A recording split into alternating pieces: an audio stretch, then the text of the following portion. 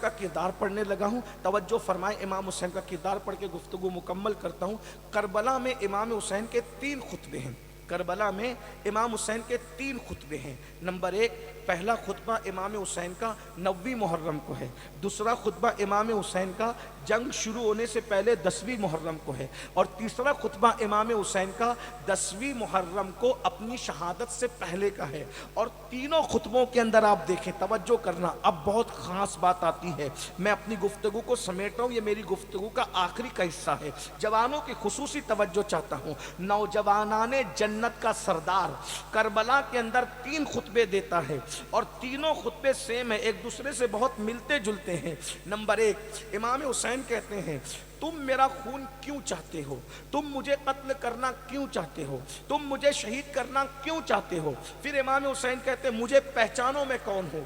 यानी हुज्जत तमाम कर रहे हैं, बता रहे हैं कि मैं कौन हूँ। इमाम हुसैन कहते हैं, मुझे पहचानो मैं कौन हूँ। अब अपना तारुफ खुद करा रहे हैं। फरमाते हैं, रूए ज़मीन पर मेरे सिवा कोई नवासे रसूल नहीं है, मैं नबी की बेटी का बेटा हूँ। क्या तुम्हें नहीं खबर कि अल्लाह के रसूल ने मेरे और मेरे भाई के लिए कहा, अल हसन वल हुसैन सैयदा शबाबी अहलिल जन्ना, कि हसन और हुसैन जन्नती जवानों के सरदार है। अगर तुम्हें मेरी बात पे यकीन नहीं आता तो अनस इब्ने मालिक मौजूद है, उनसे जाके पूछो।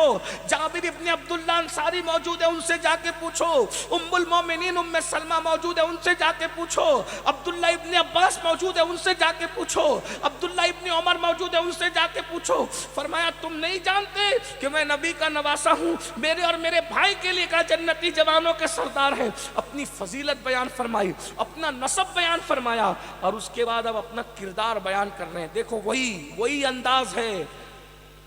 जब मेरे नबी फारान की चोटी पे खड़े हुए थे ना, तो पूछा था कि मेरे बारे में तुम क्या कहते हो?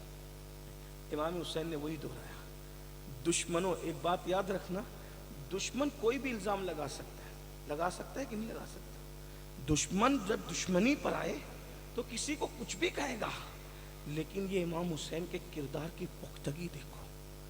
इमाम हुसैन कहते हैं, ये 22,000 का लश्कर जो कुछ कत्ल हो गया था, 9वीं को तो सभी मौजूद थे, 10वीं को जंग शुरू होने से पहले ही सभी मौजूद थे, लेकिन उनकी शहादत से पहले बहुत से कट चुके थे, लेकिन बहरहाल 2 खुतबों में तो सब मौजूद है।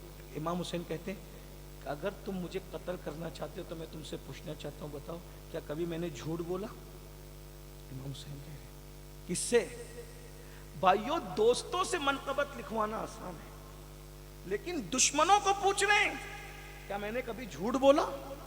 दुश्मन लड़ने को तैयार है, मगर दुश्मन में हिम्मत नहीं है कि इल्जाम के तौर पर भी कह दे कि आपने झूठ बोला। यानी किरदार इतना मजबूत था कि दुश्मन भी हिम्मत नहीं कर पा रहा है। इतने सच्चे थे कि दुश्मन इल्जाम लगाने की भी हिम्मत नहीं कर पा रहा है। इमाम कहते, क्या मैंने कभी झूठ बोला?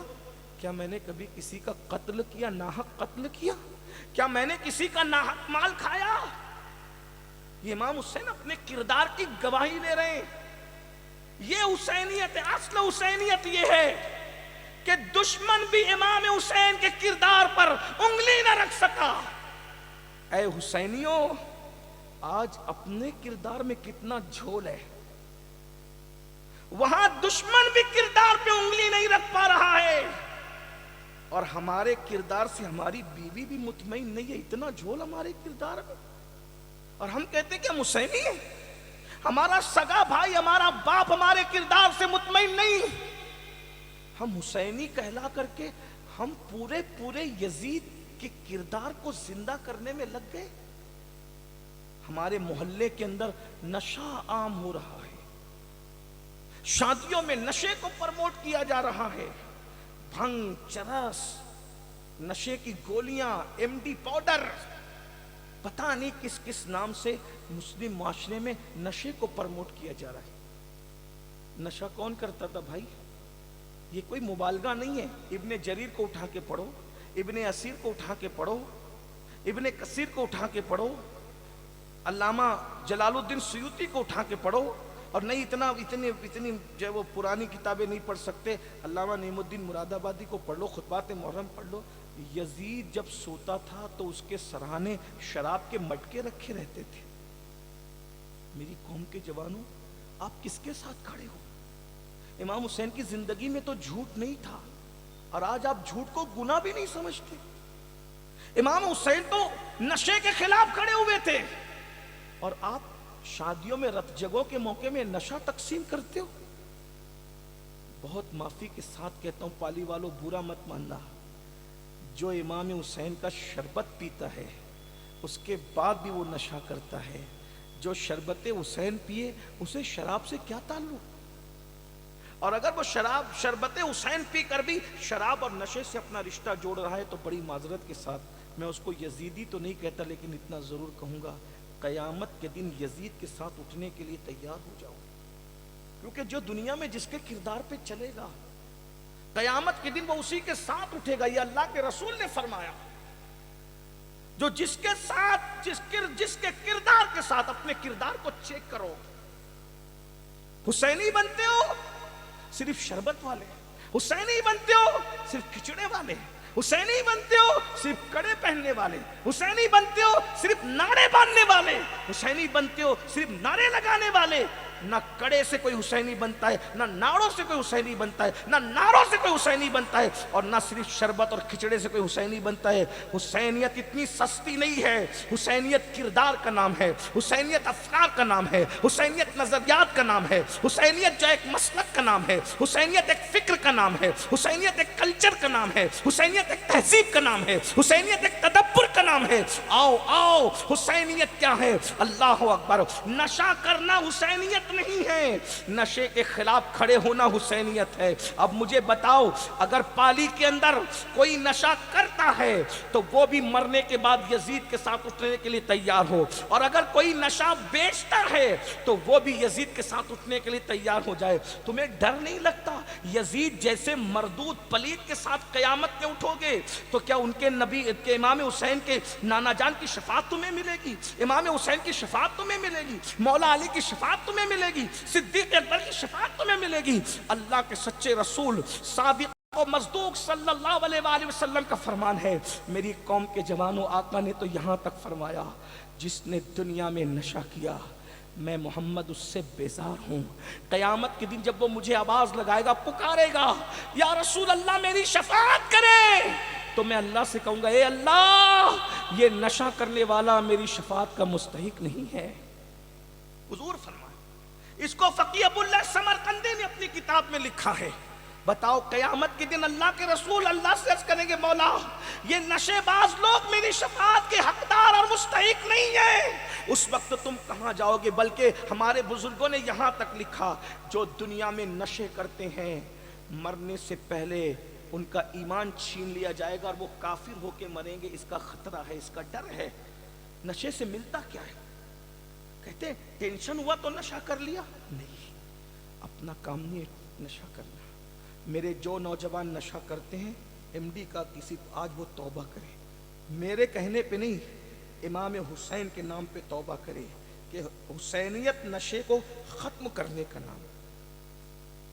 نشے سے توبہ کرو، نشے کا خاتمہ، اور اپنی اہمیت جانو۔ میری قوم کے جوانوں، تم بہت قیمتی ہو، میرے جوانوں تم بہت قیمتی ہو، تم امت کا سرمایہ ہو۔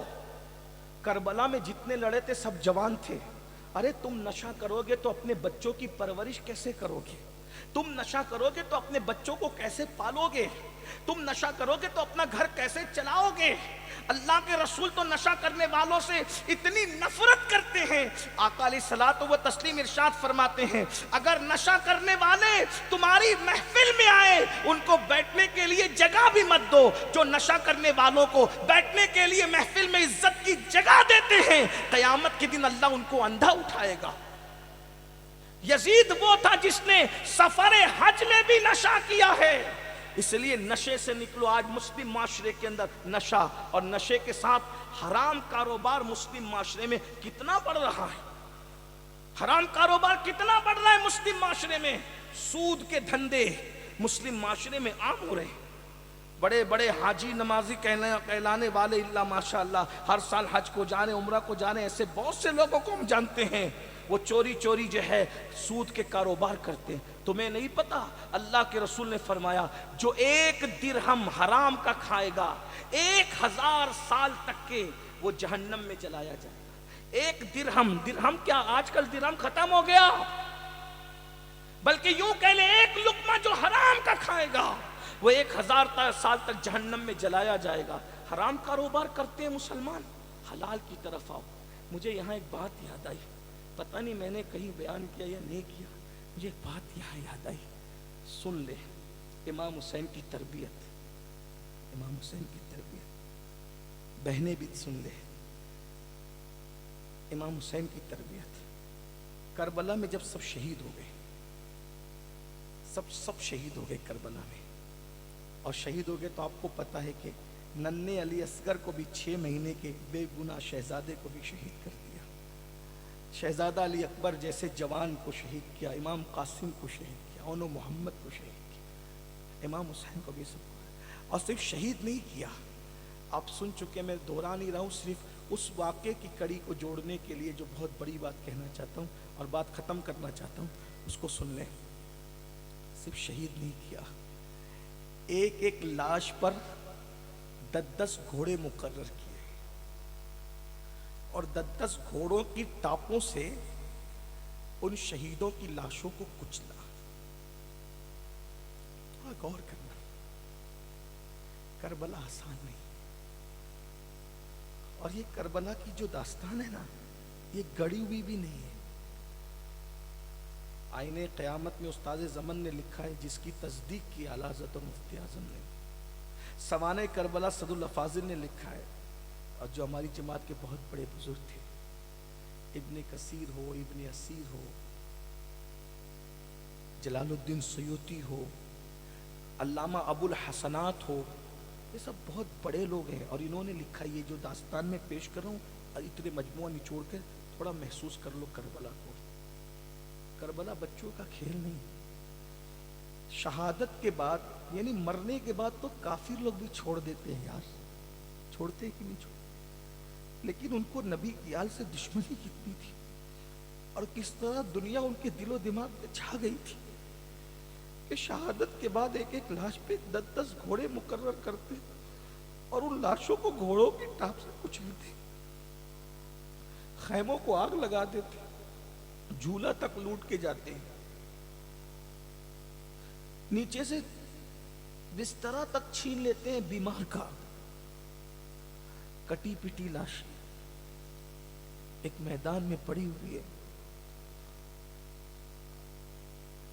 سیدہ زینب خود فرماتی ہے، میں نے کتابوں کے حوالے پڑھ دی کہ نبی کی بیٹیوں کے ہاتھوں میں رسیاں باندھ دی جاتی۔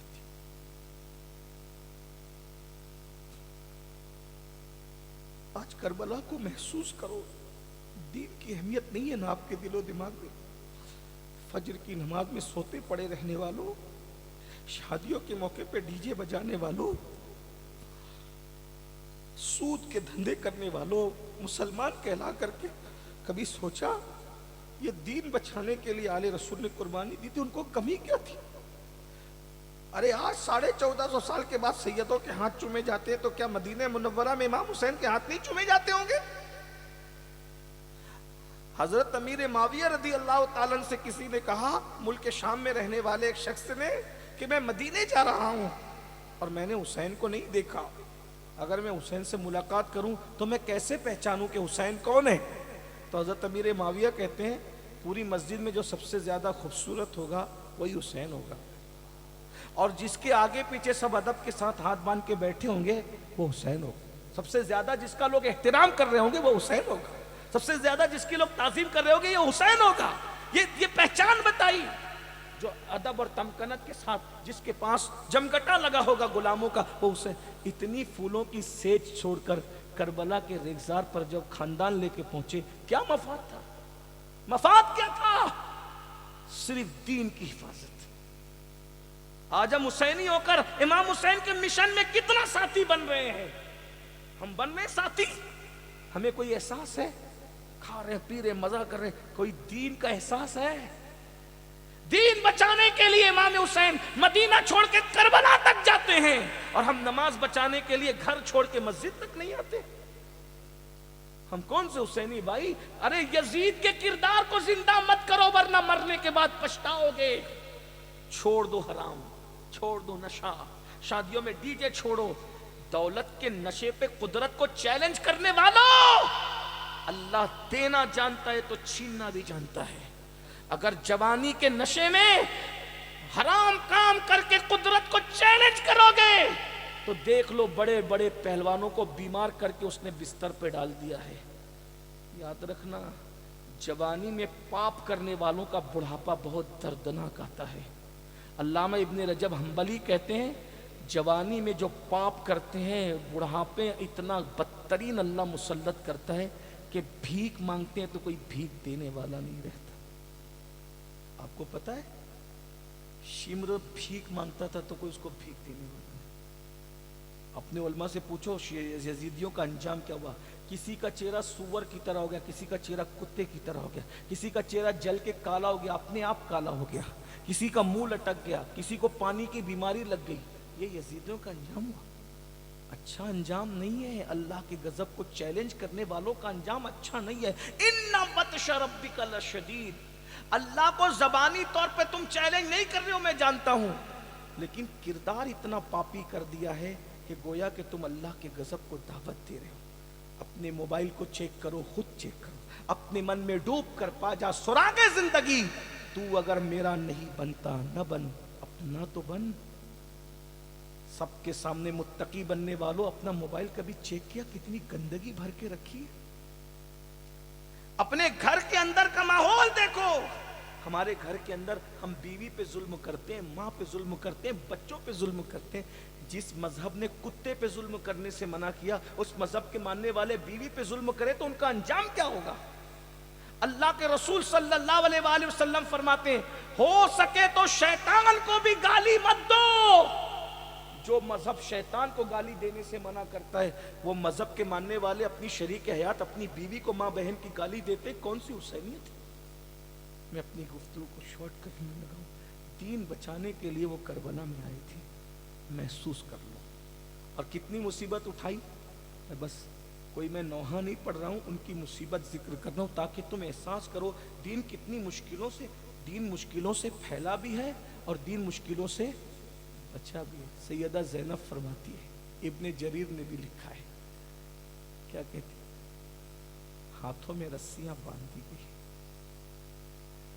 ऊंटों की नंगी पीठ पे बिठाया। कभी सोचता हूं कि आज 1450 साल के बाद बड़े बड़े उलमा मशाइख सैयदों के हाथ चूमते, उन सैयदों का क्या हाल हुआ होगा जिनके हाथ रस्सियों से बांध दिए गए होंगे। पीर नसीरुद्दीन नसीर कहते हैं, तमाचे मार लो, खैमे जला लो, कैद में रख लो। तमाचे मार लो, खैमे जला लो, कैद में रख लो। अली के गुल रुखों से बूवे जहराई नहीं जाती। नसीर आखिर अदावत के भी कुछ आदाब होते हैं। नसीर आखिर अदावत के भी कुछ आदाब होते हैं। किसी बीमार को जंजीर पहनाई नहीं जाती। सैयदा ज़ैनब फरमाती, सैदानियों के सैयद ज़ादियों के हाथों को रस्सियों से बांधा गया। और किस जुल्म के साथ? छोटों के साथ बड़ों को, बड़ों के साथ छोटों को। क्यों? क्योंकि बड़े उठेंगे तो छोटों को तकलीफ होगी और छोटे झुकेंगे तो बड़ों को तकलीफ होगी। इस तरह से इमाम ज़ैनुल आबिदीन के गले में तोक डाला और तोक डाल करके उनके हाथों में नकेल पकड़ाई, तुम लेके चलो। इमाम ज़ैनुल आबिदीन कहते, बीमारी की वजह से मुझसे खड़ा हुआ नहीं जाता था।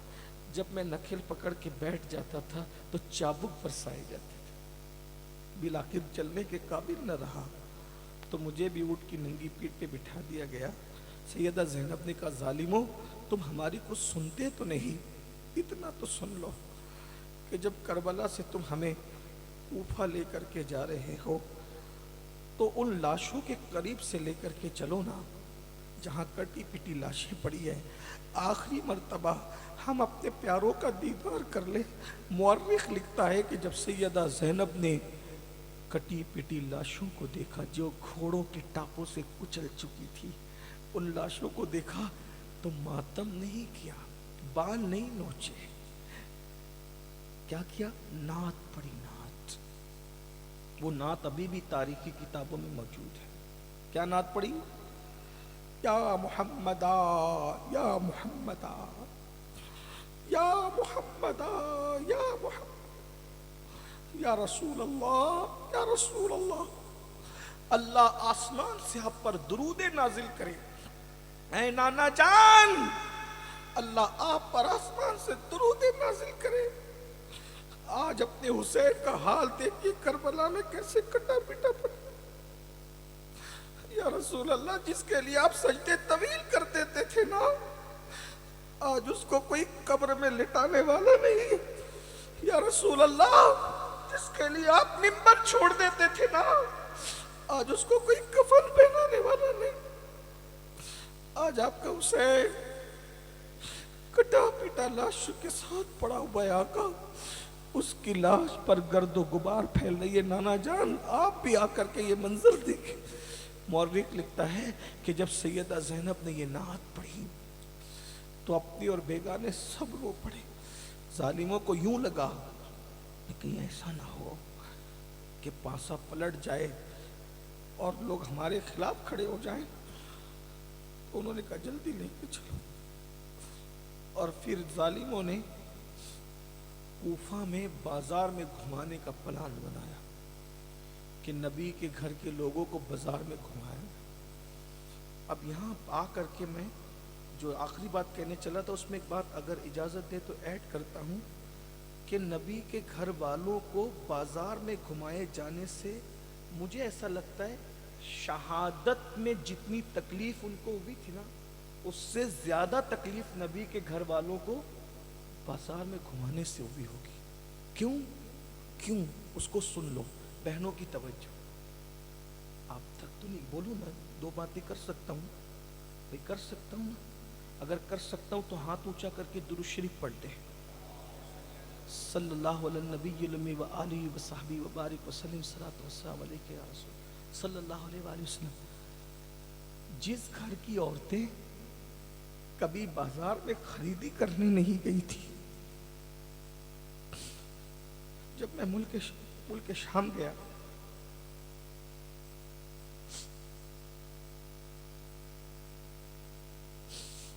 مجھے یہی یاد آیا تھا کہ وہ کبھی بازار خریدنے نہیں گئی تھی۔ جب نبی کی بیٹیوں کو بازار میں وہ لے کر گئے، ان کے دلوں پہ گزری کیا ہوگی۔ بہت بغیرت مند بیٹیاں تھی نبی،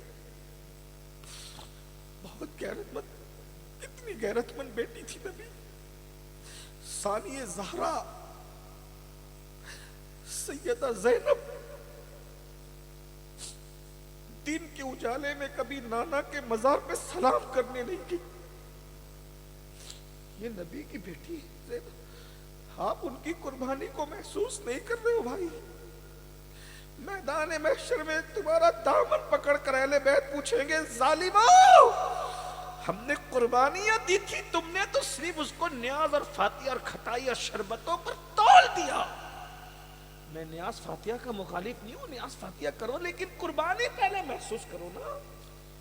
کبھی سوچو نا کہ زینب کی جگہ تمہاری اور میری بیٹی ہوتی تو کیا ہوتا؟ یہ تو سوچو نا۔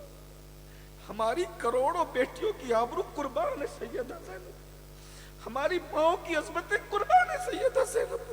کبھی سوچا حسین کی یتیم شہزادی سکینہ کی بجائے میری تمہاری بیٹی کو اونٹ کی ننگی پیٹھ پر کوئی بازار میں گھمائے تو ہمارے دل پہ، اور اس دن رسول اللہ کے دل پہ کیا گزرتی ہوگی، اس دن علی مرتضیٰ کے دل پہ کیا گزرتی ہوگی، اس دن سیدہ فاطمہ کے دل پہ۔ ان کی احتیاط سن لو تو آپ کو محسوس ہو جائے۔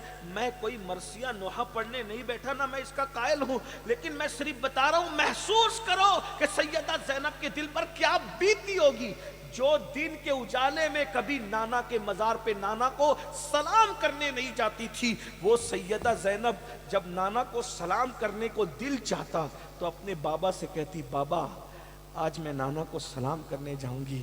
تو مولا علی اپنی بیٹی کو کس شان سے لے جاتے تھے نانا کے مزار پر۔ ایک بہت بڑی محقق عورت گزری ہے مصر میں جس کو بنت النیل کہا گیا ہے، بہت بڑی عالمہ فاضلہ ہے، اس کا نام ہے ڈاکٹر عائشہ عبد الرحمن۔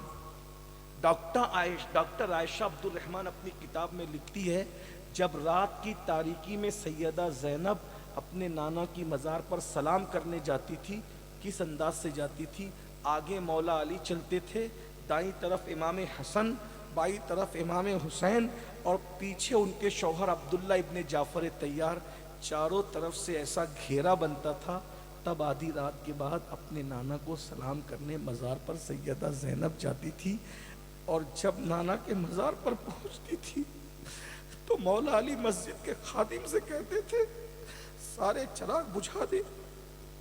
مولا کائنات مسجد کے خادم سے کہتے تھے سارے چراغ بجھا دے۔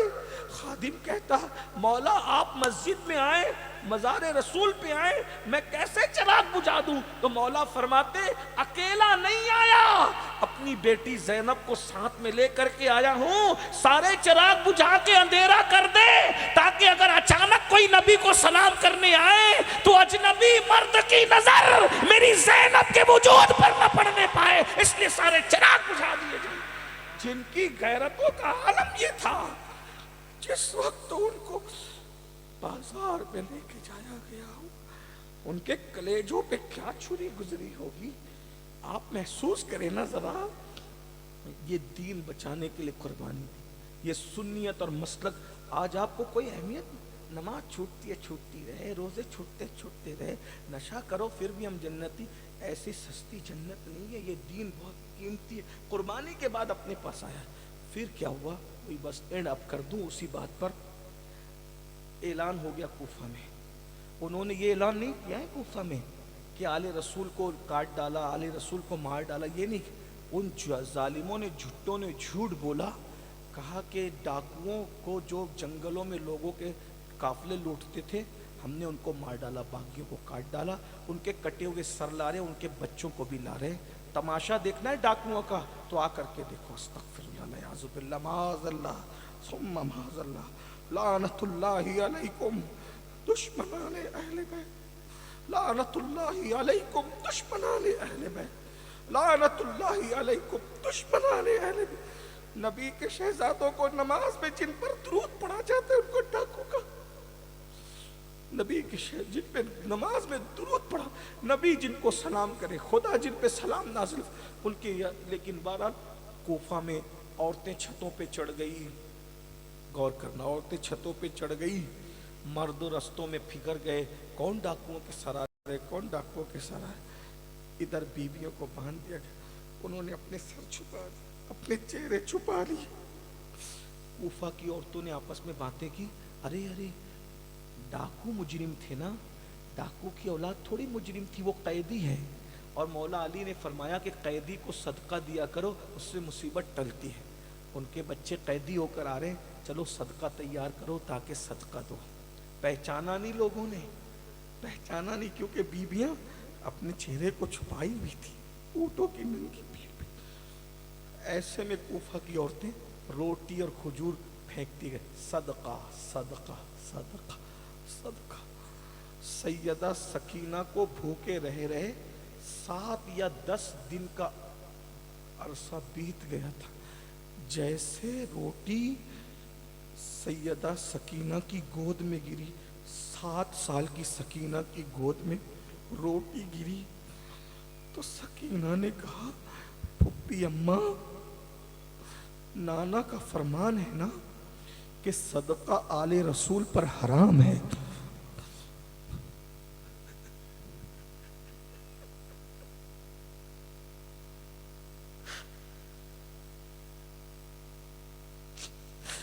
امام حسین کی تربیت دیکھو، گھر کا ماحول دیکھو۔ پھپھی اماں، نانا کا فرمان ہے کہ آل رسول پہ صدقہ حرام ہے، تو کیا 1 ہفتے کی بھوک کے بعد یہ حرام صدقہ آل نبی پہ حلال ہو جاتا ہے؟ سیدہ زینب گرج کر بولی، اے کوفہ کی عورتوں، ہم صدقہ کھانے والے لوگ نہیں ہیں، ہمیں پہچانو، ہم آل رسول ہیں، ہمارا صدقہ لوگ کھاتے، ہم لوگوں کا صدقہ نہیں کھاتے۔ اور سیدہ سکینہ کا بیٹی صدقے کو ہاتھ نہ لگانا، کیونکہ نانا نے ہم پہ حرام، جو نانا نے ہم پہ حرام کر دیا ہم اس کو نہیں کھاتے۔ اب آپ سے پوچھتا ہوں صدقہ صرف آل رسول پہ حرام ہے لیکن دوسرے غریبوں کے لیے تو حلال ہے نا؟ بولو صدقہ پاک ہے، صدقہ ناپاک نہیں ہے۔ میری بھائیوں میرے بہنوں، حسینیوں کا انداز 7 دن 10 دن کی بھوکی سکینہ جب اتنی بھوک کے بعد نانا کا حرام کیا ہوا صدقہ نہیں کھاتی تو مسلمانوں تم سود کیسے کھاتے ہو؟ وہ سود جو سور سے زیادہ برا ہے، وہ سود جو سور کھانے سے زیادہ برا ہے، اس لیے کہ سور بھی حرام ہے اور سود بھی حرام ہے، مگر فرق یہ ہے کہ سور کھانے والوں کے ساتھ اللہ نے جنگ کا اعلان نہیں کیا، مگر جو سود کھاتے ہیں اللہ نے ان کے ساتھ جنگ کا اعلان کیا۔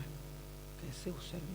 آؤ حلال کماؤ، حلال کھاؤ، سود کا بائیکاٹ کرو، ڈھول تاشوں کا بائیکاٹ کرو، ڈی جے کا بائیکاٹ کرو، حرام کاموں کا بائیکاٹ کرو، ان سب چیزوں سے بچو۔ اور اپنی زندگی، امام حسین نے نمازیں پڑھی، امام حسین کے کٹے ہوئے سر نے نیزے پہ تلاوت کی۔ حسینیوں سے میں ہاتھ مت اٹھانا، لیکن کہتا ہوں آج سے کتنے دن پہلے قرآن ہاتھ میں لیا تھا؟ کبھی اپنے آپ میں ڈوب کے سوچو۔ وہ کٹا ہوا سر قرآن نہیں چھوڑتا، اور تم 3 بار پیٹ بھر کے ایک دن میں کھاتے ہو، قرآن کو کتنی بار ہاتھ لگاتے ہو؟ موبائل کتنی بار دیکھتے ہو؟ قرآن کتنی بار؟ اہل بیت تو قرآن کبھی نہیں چھوڑتے۔ سر جسم سے الگ ہو جائے، دھڑ چھوڑ سکتا ہے سر، دنیا چھوڑ سکتا ہے سر، قرآن نہیں چھوڑ سکتا۔ کٹے ہوئے سر نے قرآن پڑھا، بتایا ہم اہل بیت کا تعلق قرآن سے نہیں چھوٹ سکتا۔ سر سجدے میں رکھ کے جان دے کے بچایا، ہم اہل بیت کا تعلق سجدے سے نہیں چھوٹ سکتا۔ آئیے نا اصلی حسینیت کی طرف آئیے۔ میرے جوانوں، ایک دن مرنا ہے، یا تو تم یزید کے ساتھ اٹھو گے قیامت میں، یا تو امام حسین کے ساتھ۔ تمہارے اوپر ہے، نشہ کرو گے، چوری کرو گے، ڈکیتی کرو گے، جھوٹ بولو گے، نماز چھوڑو گے، عورتوں پہ پاپ کی نظریں ڈالو گے، زنا کے اڈوں پہ جاؤ گے، حرام کام کرو گے، اٹھنا تمہیں یزید کے ساتھ ہے۔ کوئی مقرر، کوئی پیر، کوئی عالم، کوئی خطیب چاہے آپ کی جتنی حمایت میں کھڑا ہو جائے کہ نہیں نہیں یہ لوگ ایسے نہیں ہیں، لیکن میرے رسول نے کہہ دیا من تشبہ بقوم فہو منہم، جو جس سے مشابہت کرے گا وہ انہی میں سے ہے۔ اب آپ مجھے بتاؤ میں نبی کی مانوں یا مقرر لوگ کی مانوں؟ کس کی مانوں؟ تو یاد رکھو اتنے نادان مت بنو، ایک دن مرنا ہے۔ اللہ فرماتا ہے اینما تکونوا یدرککم الموت ولو کنتم فی بروج مشیدہ، اگر تم مضبوط قلعوں میں جا کے چھپ جاؤ گے تو بھی تمہیں موت آئے گی۔ اب تم تیاری کر لو، اٹھنا کس کے ساتھ ہے؟ اگر حسین والے کام کرو گے مولا حسین کے ساتھ اٹھو گے، اور جو میرے حسین بادشاہ کے ساتھ اٹھے گا، حسین تو تاجدار ہے جنت کا، انشاءاللہ وہ جنت میں جائیں گے، ہمیں محروم نہیں چھوڑیں گے، ہمیں بھی اپنے ساتھ جنت میں لے کے جائیں گے۔ اب آپ پر ہے، بتاؤ کتنے لوگ آج پنجتن کے نام پہ توبہ کرتے اپنے گناہوں سے؟ ہاتھ اٹھا کر کے اعلان کرو اس مجمع میں، کتنے لوگ سچی توبہ کرتے پنجتن کے نام پہ؟ آج ہاتھ اٹھاؤ، اوپر اٹھاؤ۔ کل میں نے بابا تاج الدین کے آستانے پہ ہاتھ اٹھوایا تو لوگوں نے گٹکے سے تک توبہ کر لی۔ مولانا بے نمازی پن تو بے نمازی پن ہے، وہاں کے جوانوں نے کہا آج سے ہم آپ دیکھیں وہ ویڈیو اگر ملے گی، انہوں نے گٹکے سے تک، حالانکہ گٹکے کو ہم حرام نہیں کہتے، وہ تو نقصان دہ ہے، بہت نقصان دہ، لیکن بہرحال نماز بے نمازی پن سے کتنے لوگ توبہ کرتے؟ ذرا آج ہاتھ اٹھا کر بتاؤ تو کتنے لوگ بے نمازی پن سے توبہ کرتے؟ پنجتن کے نام کی بات ہے، مجھے کچھ نہیں کہنا، اٹھائے نا تھوڑا سا، ذرا سب بھی تو دیکھیں نا، ہم بھی تو دیکھیں نا، بنا کر فقیروں کا ہم بھیس غالب، تماشائے اہل کرم دیکھتے، ذرا ہم بھی تو دیکھیں نا تماشا اہل کرم۔ بہت نبی کے نام پہ، اہل نبی کے نام پہ قربانی دینے کی، وہاں اٹھا کے رکھو، ایسے نہیں، جب تک میں نہ کہوں ذرا اٹھا کے، زبردستی نہیں، جو وعدہ کر رہے وہی اٹھائیں، پھر ہم بھی دیکھیں نا کتنے حسینی ہیں۔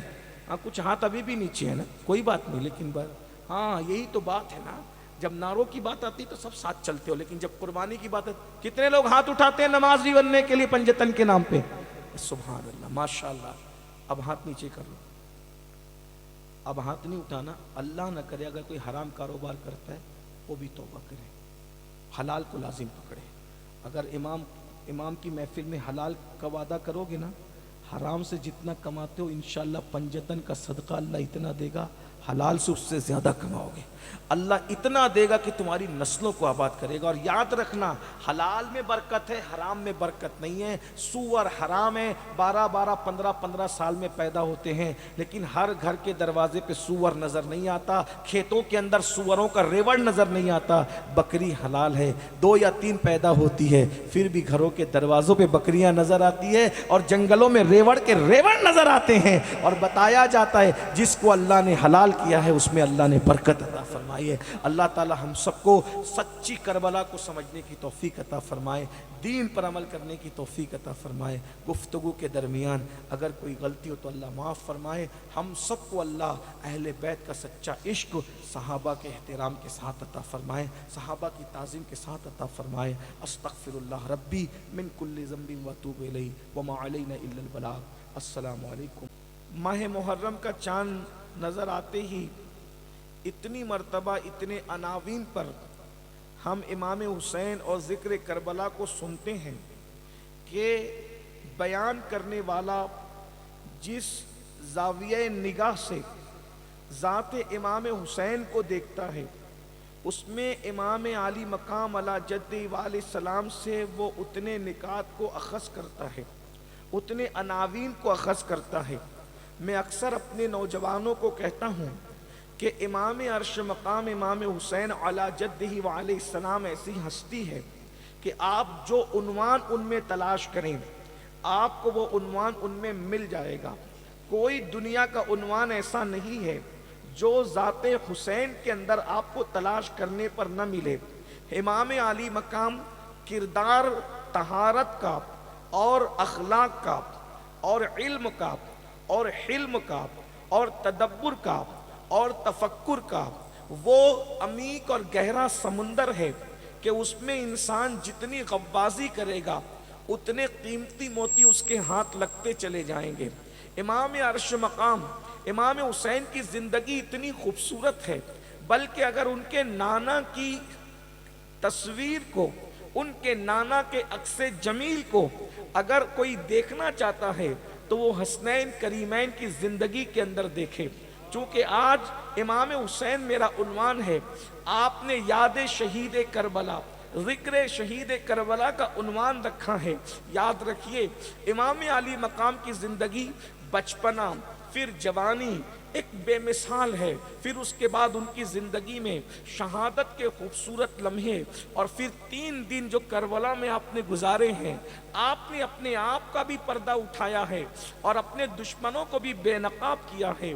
میں تھوڑی دیر پہلے امام علی مقام کی کچھ فضیلت آپ کے سامنے رکھوں تاکہ آپ کو پتہ تو چلے کہ آپ جن کے دامن سے وابستہ ہو وہ ہستی کون ہے، اس ہستی کی شان کیا ہے، اس ہستی کا مقام کیا ہے، اس ہستی کا مرتبہ کیا ہے۔ یوں تو پورا خاندان ہی بے مثال ہے، لیکن جہاں تک ذات امام حسین کی بات ہے آج ہم خالص ان کا ذکر کرتے ہیں، پھر درمیان میں اللہ توفیق دے ہم ان کے خاندان کا بھی ذکر کریں۔ لیکن ایک چیز آپ اندازہ کریں، دنیا کے اندر ایک انسان بہت اچھا ہوتا ہے، ایک انسان بہت خوبصورت ہوتا ہے، ایک انسان بہت پڑھا لکھا ہوتا ہے، ایک انسان بڑا مدبر ہوتا ہے، ایک انسان بڑا مفکر ہوتا ہے، لیکن اس میں کوئی نہ کوئی عیب ضرور ہوتا ہے۔ آپ دنیا کا کوئی مفکر کھڑا کر دیں، آپ دنیا کا کوئی مدبر کھڑا کر دیں، آپ دنیا کا کوئی عالم کھڑا کر دیں، آپ دنیا کوئی شیخ الحدیث کھڑا کر دیں، آپ دنیا کوئی خطیب کھڑا کر دیں، آپ دنیا کوئی ادیب کھڑا کر دیں، آپ دنیا کوئی شیخ طریقت کھڑا کر دیں، اس میں جہاں خوبیاں ہوگی کوئی نہ کوئی خرابی ضرور ہوگی، اس لیے کہ یہ اللہ کا قانون ہے۔ اللہ نے ہر چیز میں حسن کے ساتھ کوئی نہ کوئی عیب ضرور پیدا کیا ہے، اس لیے کہ انسان اپنے عیب پر گھمنڈ نہ کرنے لگے، مخلوق اپنے آپ پر گھمنڈ اور تکبر نہ کرنے لگے۔ مثال کے طور پر ساری دنیا کہتی ہے گلاب کتنا خوبصورت ہے، گلاب کتنا حسین ہے، گلاب کو دیکھ کر شاعروں کی شاعری جو ہے وہ اترنے لگتی ہے، شاعروں کے ذہن و دماغ کے اندر جو ہے وہ اشعار کی قطار جو ہے، بلکہ اشعار کے قافلے کی قطار در جو ہے وہ قطار در قطار اشعار کے قافلے جو ہے وہ ان کے ذہن و دماغ پر اترنے لگتے ہیں، اور اس کے بعد ذہن و دماغ سے دل پر، اور دل سے پھر قلم جب جنبش کرتا ہے تو پھر سریر خامہ کے ساتھ اللہ اکبر وہ کاغذ پر اترتے ہوئے نظر آتے ہیں۔ اس طریقے سے آپ نے دیکھا ہوگا پھول کتنا خوبصورت ہے۔ کون سا شاعر ہے جس نے گلاب پر شاعری نہ کی ہو؟ آپ دیکھیں گے محبوب کے چہرے کو تشبیہ دینا ہو تو گلاب، اسی طریقے سے کسی کے حسن کو تشبیہ دینا ہو تو گلاب۔ غالب، اقبال، میر، داغ، کوئی بچا ہے شاعری کی دنیا میں جس نے گلاب سے محبوب کے جو ہے وہ چہرے کو تشبیہ نہ دی ہو؟ لیکن اس کے باوجود جب گلاب کی ڈنٹھل کو آپ دیکھتے ہیں تو اس کے اندر آپ کو کانٹے نظر آتے ہیں۔ یہ کانٹے ہیں جس نے اس کی خوبصورتی کے اندر عیب پیدا کیا ہے۔ میں بہت لمبی نہیں کرنا چاہتا، ورنہ اگر فلسفے پر ہی گفتگو تو بہت وقت جائے۔ ہم بہت مختصر سی جتنی دیر میرے نوجوان سمجھ لے بات کو تاکہ آپ کو آگے سمجھنے میں آسانی ہو۔ اسی طریقے سے شمع روشن کی جاتی ہے تو شمع کے اندر آپ دیکھتے ہیں کہ اللہ اکبر وہ شمع اندھیرا دور کر دیتے۔ شمع کس کو کہتے ہیں؟ موم بتی کو کہتے ہیں۔ آپ سب سمجھتے ہیں کہ نہیں؟ بات سمجھ میں آتی ہے کہ نہیں؟ شمع، آپ لوگ ماشاءاللہ بہت بار بار آپ کے شہر میں مشاعرے ہوتے ہیں، نعتیں پڑھی جاتی ہے، خطبہ آتے ہیں، مقررین آتے ہیں، آپ لوگ بہت علم رکھنے والے لوگ ہیں، اور اس سے پہلے بھی بڑے بڑے خطبہ اور علماء اور دانشوروں کا آنا جانا اس سرزمین پر لگا رہا ہے۔ آپ کے باپ داداؤں نے بڑے بڑے بزرگوں کو سنا ہے۔ یہ زمین علم کی زمین ہے، یہ زمین ادب کی زمین ہے، یہ زمین علماء کی توقیر اور تعظیم کی زمین ہے۔ ماشاءاللہ ویسے تو اس زمین کو اللہ نے بڑی زرخیزی عطا کی ہے، تو اس لیے آپ باتوں کو سمجھتے ہیں، علماء کے صحبت یافتہ ہیں۔ تو شمع جب جلتی ہے تو اندھیرا دور کرتی ہے، لیکن اس شمع کے اندر جو دھواں اٹھتا ہے وہ اس کے اندر عیب پیدا کرتا ہے۔ اسی طریقے سے دیکھیں چاند کتنا خوبصورت ہے کہ چاند کی دودیا چاندنی سے رات کی تاریکی کے اندر ایک حسن پیدا ہوتا ہے، لیکن اس کے اندر بھی عیب موجود ہے۔ اسی طریقے سے ہر حسن میں عیب موجود ہے۔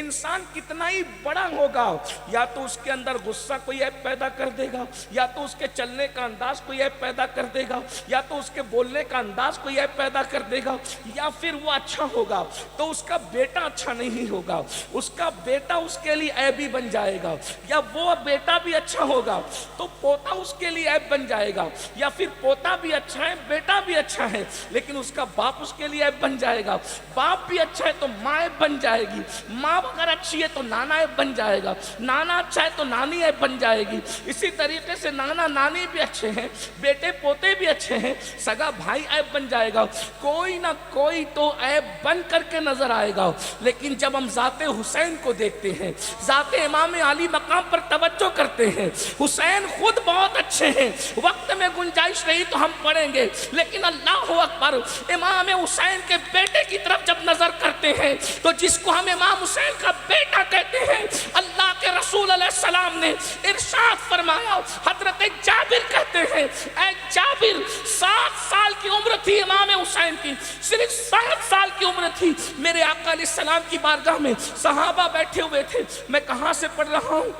اللہ اکبر، علامہ عبد الرحمن جامی سے، اسی طرح علامہ ابن حجر مکی سے، ان دونوں کے حوالے ذہن میں رکھیں، بات آگے بڑھتی ہے۔ اللہ اکبر، حضرت جابر ابن عبداللہ انصاری کہتے ہیں ہم رسول اللہ کے دربار میں بیٹھے ہوئے تھے، 7 سال کے امام حسین تھے، کم و بیش 5 سال بھی ہو سکتے، 6 سال بھی ہو سکتی ہے، عمر کا جو ہے وہ الگ الگ اس میں اختلاف ہے، اس لیے کہ مگر 7 سال سے زیادہ کی عمر نہیں ہو سکتی۔ اس کی وجہ یہ ہے کہ جب امام حسین کی عمر 7 سال تھی تب اللہ کے رسول نے پردہ فرما لیا تھا۔ اللہ اکبر، توجہ کریں، اندازہ فرمائیں، میرے آقا صلی اللہ علیہ وآلہ وسلم کے غلاموں، حضرت جابر ابن عبداللہ راوی فرماتے ہیں امام 7 سال کے تھے، 5 سال کے تھے یا 6 سال کے تھے، دوڑتے ہوئے آئے اور رسول اللہ کی گود میں چھلانگ لگا کر کے بیٹھ گئے، دوڑتے ہوئے آئے اور چھلانگ لگا کر رسول اللہ کی گود میں بیٹھ گئے۔ میں آگے بڑھنے سے پہلے اہل پالی اور گرد و نواح سے آنے والوں کی توجہ چاہتا ہوں، جس کی بارگاہ میں جنید اور بایزید سانس روک کر آتے ہو، جس کی بارگاہ میں جبریل اجازت کے بغیر نہ آتے ہو، جس کی بارگاہ میں صدیق اکبر منہ میں پتھر رکھ کے آتے ہو، جس کی بارگاہ میں مولا علی ہاتھ باندھ کے آتے ہو، اس کی بارگاہ میں حسین چھلانگ لگا کر کے آتا ہے۔ اسے امام حسین کہتے ہیں۔ امام حسین کی شان کیا ہے؟ اس لیے کہ یہ نبی کے بیٹے ہیں، یہ رسول اللہ کے شہزادے ہیں، اور چھلانگ لگا کر رسول اللہ کی گود میں جو ہے وہ کود کر کے بیٹھتے ہیں، اور حضور علیہ السلام ان کو، حضرت جابر کہتے ہیں، ان کو اپنے سینے سے چمٹاتے ہیں۔ ساری دنیا جس کے نام پہ انگوٹھے چومتی ہے، وہ محمد مصطفیٰ جس کی زبان چوم رہے ہیں اسے حسین ابن علی کہتے ہیں۔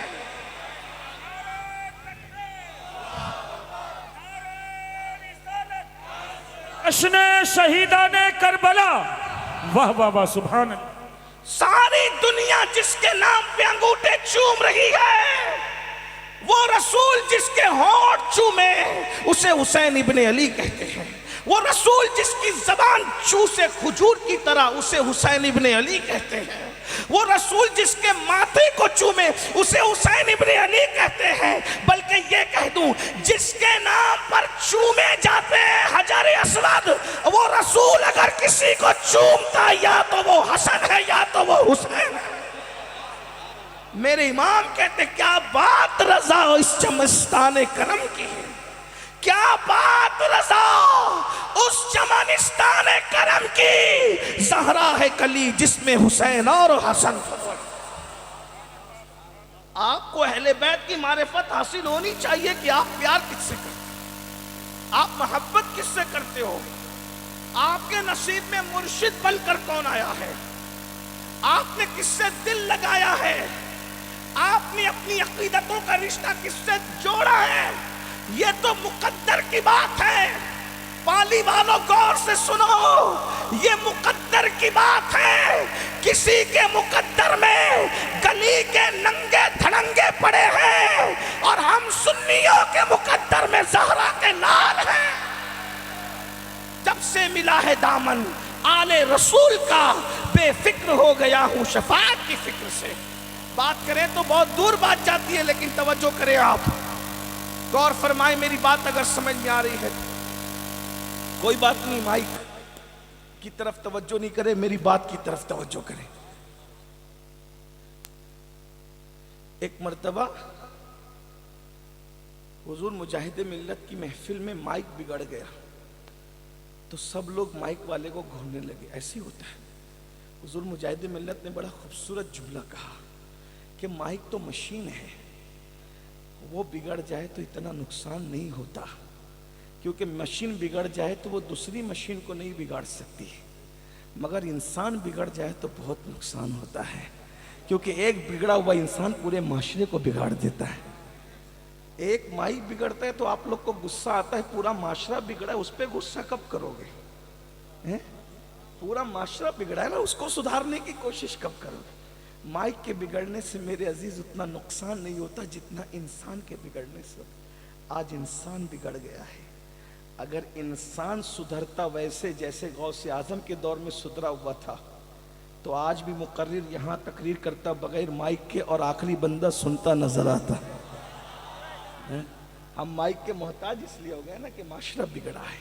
بہرحال چلے، مائک بگڑا تو آپ کوئی توجہ نہیں کرنا، ایک بار درود شریف پڑھے تو میں بات آگے بڑھاتا ہوں۔ صلی اللہ علیہ نبی الامی وآلہ وصحبہ وبارک وسلم صلاۃ وسلام علیک یا جد الحسن والحسین وعلی آلک واصحابک یا جد الغوث الثقلین۔ تو میں آپ کے سامنے ابن حجر کے حوالے، علامہ جامی کے حوالے سے بات پڑھ رہا تھا، اس کا مفہوم پڑھ حوالے طور بھی دو اس لیے پیش کر دیے تاکہ آپ کے ذہن میں رہے۔ حضرت جابر کہتے ہیں کہ حضور ان کو چومتے لگے، سینے سے چمٹائیں لگے، اور سارے صحابہ کہتے ہیں اے میرے صحابہ، یہ حسین میرا بیٹا ہے۔ آقا فرماتے ہیں حسین میرا بیٹا ہے، فرماتے ہیں حسین میرا بیٹا ہے، اور چونکہ نواسا بیٹا نہیں ہوتا، مگر یہ رسول اللہ کی خصوصیت ہے کہ اللہ نے ان کے نواسوں کو ان کا بیٹا بنایا۔ قرآن کہہ رہا ہے ان کو ان کا بیٹا ہونے کے بارے میں، ابنا انا۔ جب سورۃ المجادلہ، جو سورہ آل عمران میں آیہ مجادلہ جو وہ آیہ مباہلہ نازل ہوئی، تو مباہلے کے موقع پر جو آیت آئی نا، ابناءنا و ابناءکم نساءنا و نساءکم انفسنا و انفسکم، یہ آیت جب آئی تو ابناءنا کی تشریح میں حضور جن کو اپنے ساتھ لے گئے ہیں وہ امام حسن اور امام حسین تھے، تو پوری دنیا کو بتا دیا کہ میرے بیٹے ہیں، اور اس کے بعد دوسری محفلوں میں بھی ذکر کرتے رہے کہ یہ میرا بیٹا ہے۔ امام حسن کو بھی کہا، امام حسین کو بھی، لیکن یہاں ذکر امام حسین کا ہے۔ غور سے سنیے گا، آپ نے محرم شریف میں بہت سنا، اور ماشاءاللہ میں بہت چھوٹا سا طالب علم ہوں، کوئی آپ کی معلومات میں اضافہ نہیں کروں گا، لیکن ایک چھوٹی سی ایک نوکری ہے کہ اللہ کرے کہ آپ کے دل میں آل رسول کی سچی محبت، اہل بیت کی سچی محبت پیدا ہو جائے تو آپ کا بھی بیڑا پار ہے، اور انشاءاللہ میرا بھی بیڑا پار ہے، اس لیے کہ اللہ کے رسول علیہ السلام فرماتے ہیں جو مجھ سے اور میری اہل بیت سے محبت کرے گا وہ جنت کے اس درجے میں میرے ساتھ رہے گا جس درجے میں میں محمد رہوں گا۔ فرمایا کہ میں جس درجے میں میں محمد رہوں گا اس درجے میں، درجتی فرمایا، آقا علیہ الصلوۃ والتسلیم فرماتے ہیں جس درجے میں میں رہوں گا اس درجے میں میری اہل بیت سے محبت کرنے والے بھی رہیں گے۔ یہ بہت بڑا اعزاز ہے، یہ بہت بڑا انعام ہے اہل البیت کی محبت کا۔ لیکن ایک جملہ ساتھ میں اور ایڈ کر دوں آگے بڑھنے سے پہلے، محبت اہل بیت وہی قابل قبول ہے جو صحابہ کرام کی عظمت کے ساتھ ہو، جو خلفائے راشدین کے احترام کے ساتھ ہو، ہر صحابی کی تکریم اور تعظیم کے ساتھ ہو، اس کا خیال ہمیں ہمیشہ رہنا چاہیے۔ اور الحمدللہ اہل سنت کو ہے، کیونکہ ہمارے امام کی تعلیم یہ ہے، اہل سنت کا ہے بیڑا پار، اصحاب حضور اہل سنت کا ہے بیڑا پار، اصحاب حضور نجم ہے اور ناؤ ہے، عطرت رسول اللہ کی۔ تو میں ابھی امام حسین کا کردار نہیں پڑھ رہا ہوں، میں یہ بتانے لگا تھا کہ باپ اچھا ہے تو اولاد نہیں، اولاد اچھی ہے تو پوتا نہیں، پوتا اچھا ہے تو نواسا نہیں، نواسا اچھا ہے تو باپ نہیں، باپ اچھا ہے تو ماں نہیں، ماں اچھی ہے تو دادی نہیں۔ اس طریقے سے کچھ نہ کچھ کہیں نہ کہیں گڑبڑ ہوتی ہے تو عیب پیدا ہوتا ہے۔ لیکن یہاں بات میں شروع کر رہا ہوں، اللہ اکبر۔ حضرت جابر کہتے ہیں، راوی ہیں، حضور فرماتے ہیں حسین میرا بیٹا ہے، اور فرمایا میں اس سے محبت کرتا ہوں اور اللہ بھی اس سے محبت کرتا ہے، اور جو اس سے محبت کرتا ہے اللہ اس سے بھی محبت کرتا ہے۔ یعنی جو مولا حسین سے محبت کرے گا وہ اللہ کا محبوب بن جائے گا۔ ترمذی شریف کی حدیث ہے، احب اللہ من احب حسینا، جو میرے حسین سے محبت کرتا ہے وہ اللہ کا محبوب بن جاتا ہے۔ اللہ کا محبوب بننے کا کتنا آسان طریقہ ہے، ارے سچے دل سے نبی کے پیاروں سے پیار کرو، اللہ تم سے محبت کرے گا، اللہ تم سے پیار کرے گا۔ حسینیوں اپنے مقدر پر ناز کرو، حضور علیہ السلام نے اپنی عطرت ہمیں عطا کی ہے، اپنی آل ہمیں عطا کی ہے، اور وہ بھی کیسے؟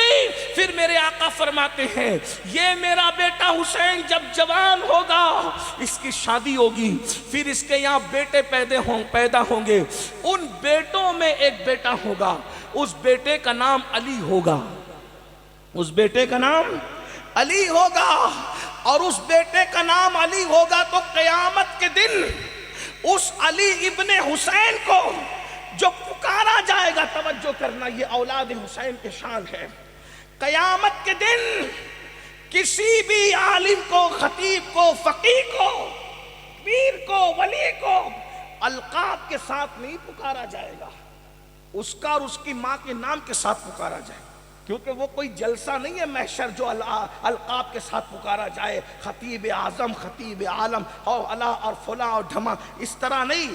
تمہارا نام ہوگا، تمہاری ماں کا نام ہوگا، اور ماں کا نام بھی اس لیے ہوگا تاکہ اللہ کو عیب پر پردے ڈالنا منظور ہوگا، کیونکہ کچھ ایسے بھی ہوں گے جن کا نسب صحیح نہیں ہوگا، اپنی باپ کی اولاد دنیا میں کہلاتے تھے لیکن تھے کسی اور کے، تو اللہ وہاں باپ کے نام کے ساتھ نہیں اعلان کروائے گا، ماں کے نام کے ساتھ اعلان کروائے گا تاکہ پردے پڑے۔ کیسا ستار ہے، ذرا غور کریں، ارے اللہ اکبر، اوروں کے القاب کے ساتھ اعلان نہیں ہوں گے، لیکن یہ محشر میں شان اہل بیت ہے۔ اللہ کے رسول خود فرما رہے ہیں جب محشر میں میرے بیٹے حسین کے بیٹے علی ابن حسین کو بلایا جائے گا تو یہ کہہ کے بلایا جائے گا سید العابدین حاضر ہو، سید العابدین حاضر ہو، زین العابدین حاضر ہو، تو اس وقت میرے حسین کا بیٹا علی ابن حسین کو لایا جائے گا۔ हुजूर अलैहिस्सलाम ने नाम भी खुद ही रखा, ज़ैनुल आबिदीन लक़ब भी खुद ही रखा, सैयदुल आबिदीन लक़ब भी खुद ही रखा। तवज्जो फरमाए, दादा अली का नाम भी नबी रख रहे हैं, दादी फातिमा का नाम भी नबी रख रहे हैं, अब्बा हुसैन का नाम भी नबी रख रहे हैं, बड़े अब्बा हसन का नाम भी नबी रख रहे हैं, और हज़रत इमाम ज़ैनुल आबिदीन का नाम अली इब्ने हुसैन भी नबी रख रहे हैं। और इसी पे बस नहीं फरमाया, अल्लाह अकबर, इसी पे बस नहीं फरमाया, बल्कि मेरे आका अलैहिस्सलातो तस्लीम, देखो इमाम हुसैन कितने बड़े, अभी उनका किरदार पढ़ूंगा, लेकिन उनकी औलाद कितनी अजीम है कि अल्लाह के यहां उनको सैयदुल आबिदीन पुकारा जा रहा है, अल्लाह के यहां उनको ज़ैनुल आबिदीन पुकारा जा रहा है। और इमाम हुसैन की औलाद ही सिर्फ इतनी अजीम नहीं है, बल्कि पोता कितना अजीम है। अभी आगे हदीस और आ रही है, आगे हदीस बाकी अभी और आ रही है। फिर हजरत जाबिर कहते हैं, हजरत जाबिर कहते हैं कि हुजूर ने सिर्फ ज़ैनुल आबिदीन का पता नहीं दिया, बल्कि फिर फरमाया मेरे ज़ैनुल आबिदीन की भी शादी होगी और उसके घर में बच्चे पैदा होंगे, उस घर के बच्चों में एक बच्चे का नाम मेरे नाम पे मोहम्मद रखा जाएगा, जिसको मोहम्मद बाकिर कहा जाएगा। ये नाम भी हुजूर रख रहे हैं, देख रहे हैं। इमाम हुसैन ही सिर्फ नहीं, हुसैन तो है ही बेमिसाल, हुसैन का बेटा इमाम ज़ैनुल आबिदीन बेमिसाल, और उनके बेटे मोहम्मद बाकिर भी कितने बेमिसाल। तो आका फरमाते जाबिर अल्लाह तुझे बहुत लंबी उम्र अता फरमाएगा, और याद रखना मेरा पोता मोहम्मद बाकिर तेरे घर आएगा, और जब तक बाकिर तेरे घर ना आए उस वक्त तुझे मौत नहीं आएगी, जब तक बाकिर तेरे घर नहीं आएंगे उस वक्त तक तुझे मौत नहीं आएगी। और फिर सुन्नियों सुन लो, ये शान है बतूल पाक के बेटों का मकाम है। आका फरमाते जाबिर जब तेरे घर मेरा पोता मोहम्मद बाकिर आएगा तो तू उसको मेरा सलाम कहना कि तेरे नाना ने तुझे सलाम कहा।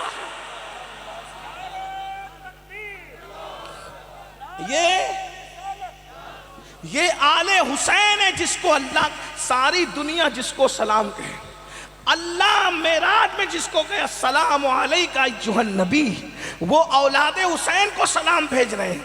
अब उसके बाद हजरत जाबिर की इतनी लंबी उम्र हुई, पाली वालों जरा गौर करो, इतनी लंबी हुई हजरत जाबिर की उम्र, वाक़या करबला के बाद भी हयात रहे, और लंबी उम्र होने की वजह से आंखों की बीनाई कमज़ोर हो गई थी। इस वाक़े को बहुत लोगों ने लिखा, लेकिन अब मैं आपके सामने इब्न हजर रदी अल्लाह ताला के हवाले से अर्ज़ करूँ।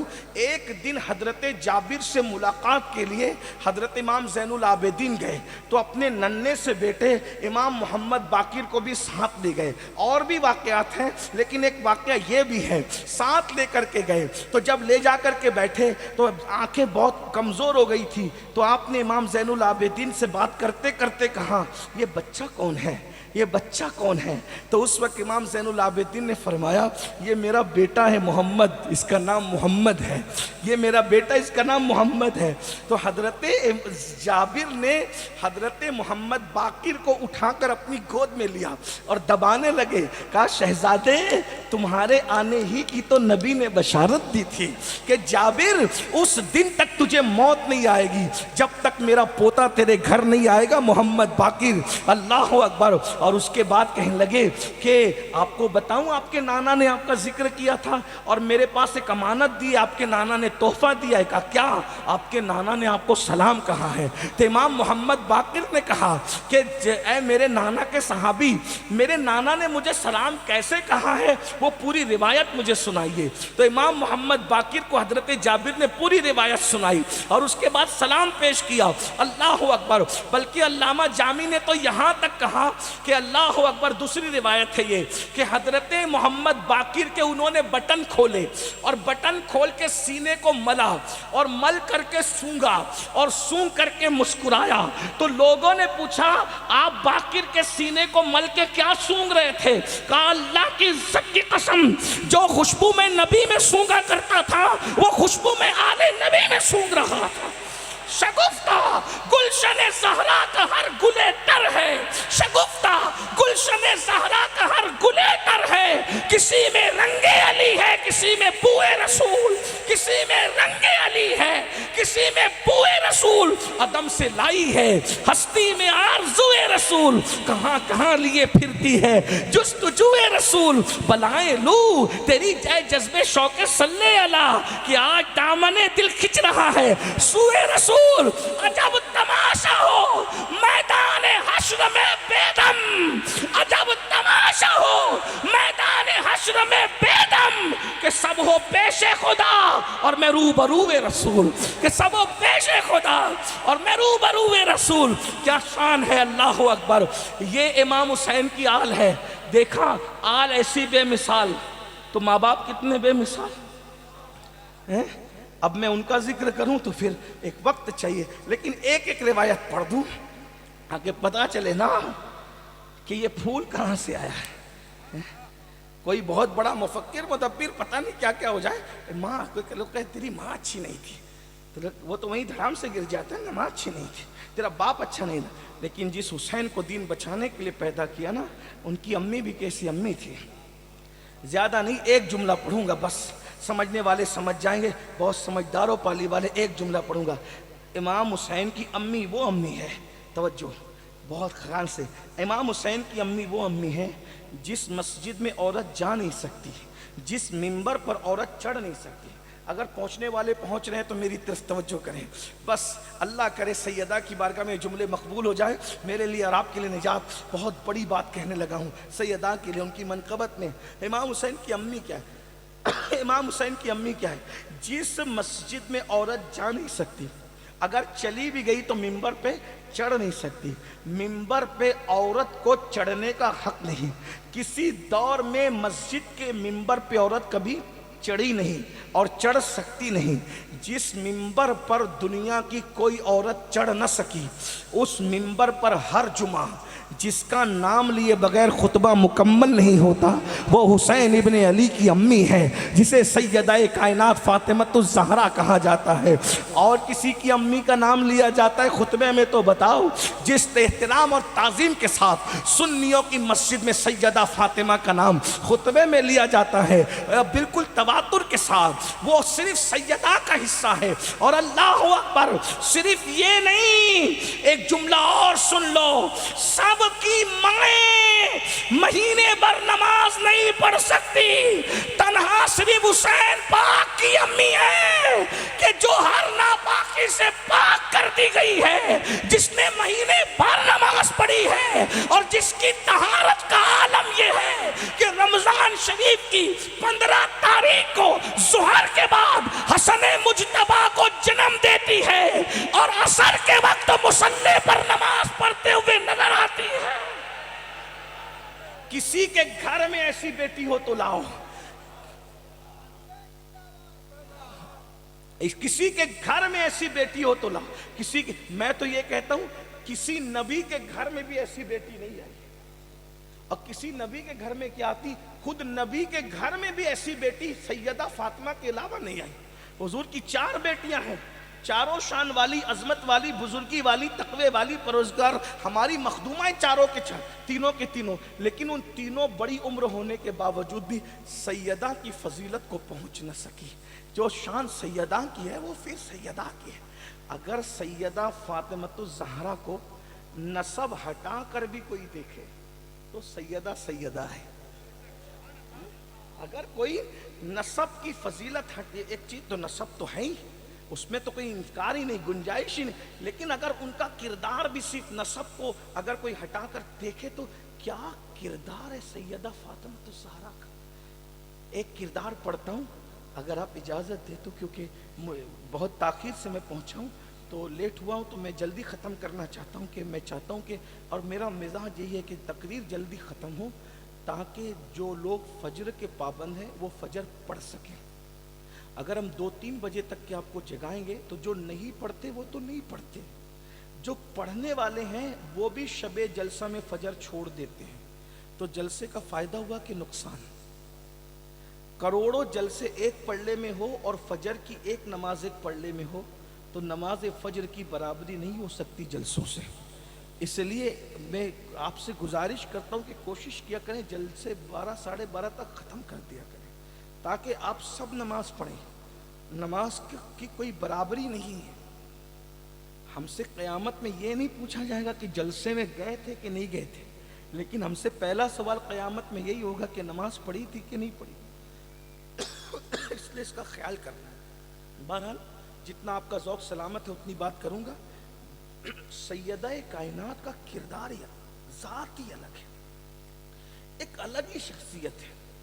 کائنات میں مردوں میں عورتوں میں کوئی اس مزاج کا پیدا ہی نہیں ہوا۔ رسول اللہ صلی اللہ علیہ وآلہ وسلم کے گھر میں مردوں میں بھی اس مزاج کا کوئی پیدا نہیں ہوا، عورتوں میں بھی کوئی پیدا نہیں ہوا۔ حضرت سیدہ عائشہ صدیقہ فرماتی ہیں صورت ہو بہو میرے نبی کی طرح، سیرت ہو بہو ان کے بابا کی طرح، سخاوت دیکھو تو ان کے بابا کی سخاوت یاد آ جائے، بولنے کے نپے تلے جملے سنو تو ان کے بابا کی یاد آ جائے، اٹھنا بیٹھنا چلنا پھرنا سخاوت معاف کرنا انداز سب اپنے ابا کی طرح تھی، بالکل باپ کی شبیہ تھی، باپ کی شبیہ تھی۔ لیکن آئیے ایک بات سنیے، بہنیں اگر سن رہی ہو تو ان کی خاص توجہ، عورتیں اگر سیدہ فاطمہ الزہرا کو آئیڈیل بنا لیں اپنے لیے تو میں سمجھتا ہوں کہ 90% ہم جرائم پر قابو پا سکتے ہیں۔ آج شوہر کے گھر میں تھوڑی سی تکلیف ہوتی ہے تو عورتیں کیا کرتی ہیں؟ فون اٹھاتی ہیں، موبائل تو سب کے پاس ہے ہی، کوئی چھوٹی بات تو نہیں ہے یہ، اور سیدھا ماں کے یہاں آج ہمارے گھر میں دوا نہیں آئی اور ایسا ہو گیا، ساس نے یہ کہہ دیا، ننن نے یہ کہہ دیا، یہ ایسا ہو گیا وہ ایسا، پھر ادھر سے بیٹی چارج کی جاتی ہے کہ اگر انہوں نے ایسا کیا تو تم بھی ایسا کرو، یہ کرو، جو بھی اس چیز ہوتی اس سے گھر بگڑتے ہیں۔ بیٹیوں کو چاہیے کہ شوہر کے گھر کی باتیں شوہر کے گھر ہی میں بھول جائے اور ماں کے گھر کی باتیں ماں کے گھر میں بھول جائے۔ اور یہ جو ہم اپنے داماد سے لڑنے کے لیے اتنی بہادری دکھاتے ہیں نا، اور داماد اپنے سسر سے لڑنے کے لیے جو بہت بہادری دکھاتا ہے نا، اس سے گھر بگڑتے ہیں۔ اس وقت تو بیٹیوں کو سیدہ فاطمہ الزہرا کی زندگی پڑھنے کی بے پناہ ضرورت ہے۔ اگر کسی کا باپ فیکٹری کا مالک ہے تو اس کی بیٹی کے قدم زمین پہ نہیں ٹکتے، میرا باپ کی فیکٹری ہے، میرے باپ کے کارخانے ہیں، میرے باپ کے کھیت ہے، کھلیان ہے، یہ وہ ہے۔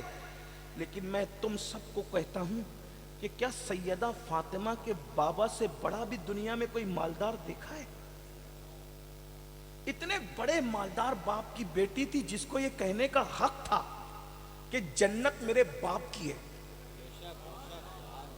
جس کو یہ کہنے کا حق تھا جنت میرے باپ کی ہے، جس کو جچتا تھا یہ کہنا کہ جنت میرے باپ کی ہے، جس کو یہ کہنا جچتا تھا کہ جنت میرے باپ کی ہے، جس کے باپ کے دروازے کا دربان بن کر جبریل اعظم آتا ہو، ایسے بابا کی بیٹی ہے فاطمہ۔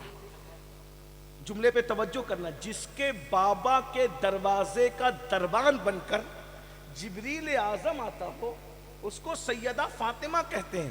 اور میرے امام یوں بیان کرتے ہیں، تیرے در کا درباں ہے جبریل اعظم، تیرے در کا درباں ہے جبریل اعظم، تیرا مدح خواہ ہر رسول و ولی ہے۔ اور کہتے ہیں اللہ اکبر، کیا بات کہی ہے، کہتے ہیں یا رسول اللہ، ہے بیتاب جس کے لیے عرش اعظم، ہے بیتاب جس کے لیے عرش اعظم، وہ اس راہ روے لامکاں کی گلی ہے، جس کی گلی کی یہ شان ہو اس کی شہزادی کی شان کا عالم کیا ہوگا، جس کی چوکھٹ کا یہ عالم ہو اس کی شہزادی کی عظمت و بزرگی کا عالم کیا ہوگا۔ ایک بات اور عرض کروں، جب بھی ہم سیدہ فاطمہ کی شان بیان کرتے ہیں تو عورتوں کے دماغ میں ایک تصور آتا ہے، فاطمہ مطلب کوئی بوڑھی عورت ہوگی، اس کے ہاتھ میں عصا ہوگا، اس کی کمر معاذ اللہ جھک گئی ہوگی، ایسی بوڑھی ہوگی کہ عمر کی وجہ سے بوڑھی عورتوں کی جیسے کمر جھک جاتی ہے ایسا ہوگا، اور اس کے بعد بال سفید ہو گئے ہوں گے۔ تو بڑھاپے میں تو نیک لوگ ایسے ہوتے ہیں، متقی ہوتے ہیں، پرہیزگار ہوتے ہیں۔ لیکن ایک بات کہوں، سیدہ فاطمہ کسی بوڑھی عورت کا نام نہیں ہے۔ اگر یہ دماغ میں ہے تو غلط فہمی دور کر لیں، سیدہ فاطمہ کا ٹھیک 28 سال کی عمر میں وصال ہو گیا تھا۔ یعنی یہ جتنی بھی بزرگی اور طہارت اور پاکیزگی بیان ہو رہی ہے یہ عین جوانی اور شباب کی پاکیزگی ہے. اس لیے جوان عورتیں سمجھ لے کہ یہ سیدہ فاطمہ نے تو بڑھاپا دیکھا ہی نہیں. ایک جملہ اور ایڈ کر لیں اپنی عقیدتوں کی سماعتوں میں. اللہ نے ان کے بابا کو بھی بوڑھا ہونے نہیں دیا اور اللہ نے سیدہ فاطمہ کو بھی بوڑھا ہونے نہیں دیا. بڑھاپے میں پہنچنے سے پہلے ان کے بابا کو بھی اپنے پاس بلا لیا اور بڑھاپے میں پہنچنے سے پہلے ان کی شہزادی کو بھی اللہ نے اپنے پاس بلا لیا. یعنی بابا بھی بڑھاپے سے محفوظ اور شہزادی بھی بڑھاپے سے محفوظ. یعنی جو بھی تقوی اور پرہیزگاری کا مزاج ہے یہ سیدہ فاطمۃ الزہرا کی عین جوانی کی زندگی ہے, عین شباب کی زندگی ہے. اللہ اکبر. اب ذرا غور کرنا, اتنے بڑے باپ کی بیٹی ہے کہ جس کے دروازے سے سب نوازے جاتے ہیں. ایک دیہاتی آ کے کہتا ہے یا رسول اللہ میں غریب و مفلس ہوں کچھ عطا کرے. تو آقا علیہ السلام اس کا ہاتھ پکڑ کے کہتے ہیں یہ 2 پہاڑوں کے بیچ میں جتنی بکریاں ہیں وہ سب میری ہے, جا میں تجھے عطا کرتا ہوں. وہ دیہاتی لے کر جا کر کہتا ہے لوگوں اگر مالدار بننا چاہتے ہیں تو محمد عربی کا کلمہ پڑھ کے مسلمان ہو جاؤ. محمد تو لوگوں کو مالا مال کر دیتے ہیں.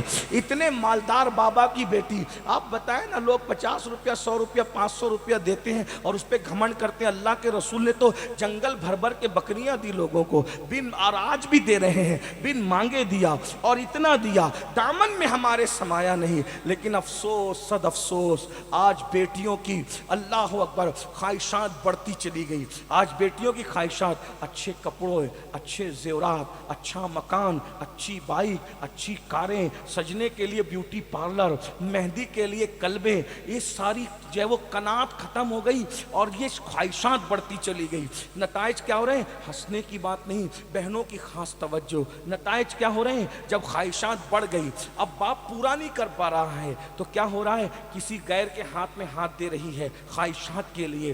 بھائی پورا نہیں کر پا رہا ہے تو کسی اور کا ہاتھ پکڑ کر کے آبرو کا سودا کر رہی ہے. اللہ اکبر. شوہر پورا نہیں کر پا رہا ہے تو شادی شدہ ہونے کے بعد بھی یہاں کی عورتیں ایسی نہیں ہوگی, ایک جنرل بات میں کر رہا ہوں, ایسے علاقے میں ایسے نہیں ہوتے, لیکن چونکہ آواز ہماری پوری دنیا تک اللہ پہنچاتا اپنے کرم سے تو پوری دنیا میں تقریر سنی جاتی ہے. تو دنیا میں جہاں ضرورت ہے وہاں کے لیے بات, لیکن ویکسین تو کہیں بھی لگایا جا سکتا ہے. تو کیا ہو رہا ہے؟